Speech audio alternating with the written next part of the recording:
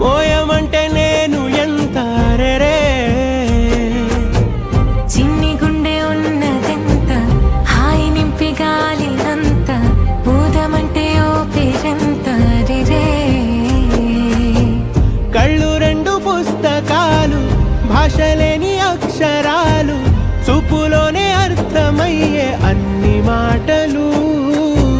ముందు లేని ఆనవాలు లేనిపోని కారణాలు కొత్త కొత్త ఓనమాలు ఎన్ని మాయలు కథలెన్నో చెప్పారు కవితల్ని రాశారు కాలాలు దాటారు యుద్ధాలు చేశారు ప్రేమలో తప్పు లేదు ప్రేమలో కథలెన్నో చెప్పారు కవితల్ని రాశారు